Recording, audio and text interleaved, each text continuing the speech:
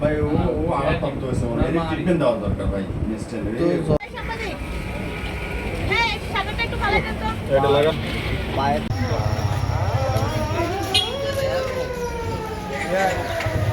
भैया जावेद আছে যে जावेद লাইভ দে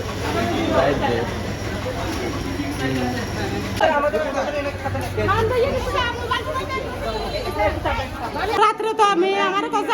আমারে কহে কর কক্সবাজার নিব তাহলে বাত্তা টানছে নিয়ে কি রাখছে বাসা নেই ফ্যান ট্যান আছে না কত নিয়ে হোটেল নিয়ে না হোটেলে গিলে রাখবো হাতে বাদ নিব কইছে না হোটেলে গিলে রাখছি কত বাদ নিয়ে হোটেলে রাখছি এবারে হোটেলে রাখছি হোটেলের হরে এবার কথা আমার সকালে কর কক্সবাজার নিব তাহলে হলে সবার নাই কম আমরা সবার আইয়েন তো সবার যাই পরিস্থিতি তো জির ফোন মারিয়ে ধরেন না ফোন মারিয়ে বেড়ার টাইম এসে যে 11টায় খুলবো দারোয়ানে বেড়া 11টা বাজছে আর বেড়ার কথা খুলেন না দুয়ার থাবাজে মাতেন না কেন করে দিয়ে আসি খুলছি কিনি মনে হয় খুলছি আর দেখে যে বেড়া লটকাইয়া দেখি বেড়ার আবার দুয়ার বান্ধে দিছি 11টার পরে ও দরজা খুলছি মেয়ে খুলে দিছে মেয়ে কেমনে খুলে দিছে দরজা রাত্রে কি হয়েছে রাত্রে তো মেয়েরে বালা রাখছে কত সকালে কক্সবাজার নিব জামাইয়ে রাখছে হেরে ওনাদের সাথে আপনাদের ঝামেলা কতদিন ধরে চলছে ঝামেলা বিয়ে হয়েছে তাতে কত বছর যাব 10 বছর মেয়ের 10 মাস আমার নাতিনের একটা খরচ দেন হে কালা কথা না মানে মানুষ জানে বইটা কইছে সব হে তো সে এখন বলিলে আমার মাঝে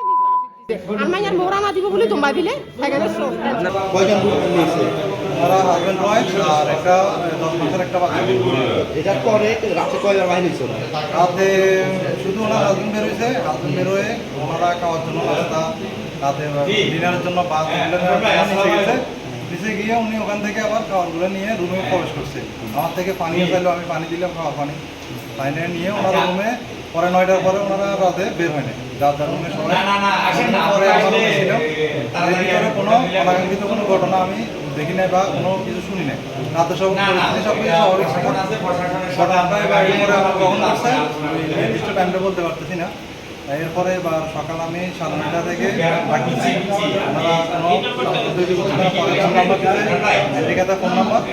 নাম্বারে কল দিচ্ছি কোনো কল তারপরে আমি কয়েকবার ওনার নাম ধরে রাখছি ওনার সত্য নেই এরপরে অনেকক্ষণ পরে ওনাদের ভালোভাবে কারবার টাকা দিচ্ছে এরপরে ওনারা রুম খুলছে ওনার ওয়াইফের তখন দেখতেছি এই ঘটনা আমরা প্রায় ঘন্টাখানেক আগে মিরসরাই থানায় খবর পাই যে হোটেল রিল্যাক্স জোন গড়তাকিয়া জোন রোডে একটা আবাসিক হোটেল আছে তো সেই আবাসিক হোটেলের 104 নম্বর কক্ষে একজন পুরুষ যার নাম আমিনুল ইসলাম তার একটি ঝুলন্ত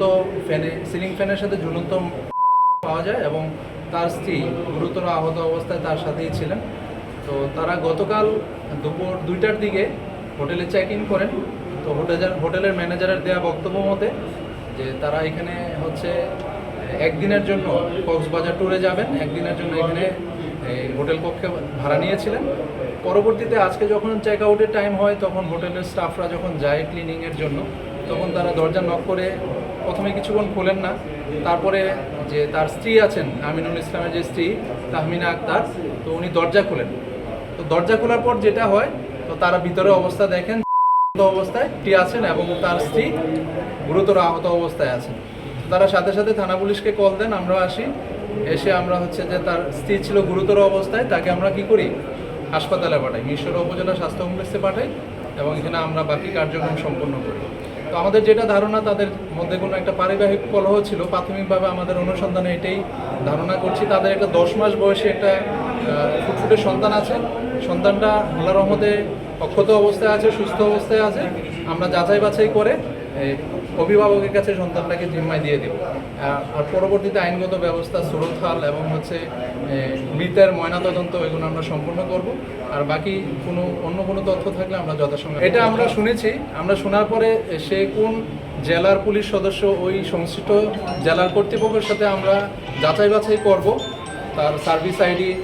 তার হচ্ছে রেকর্ড, সমস্ত কিছু যাচাই করে তখন আমরা যখন নিশ্চিত হব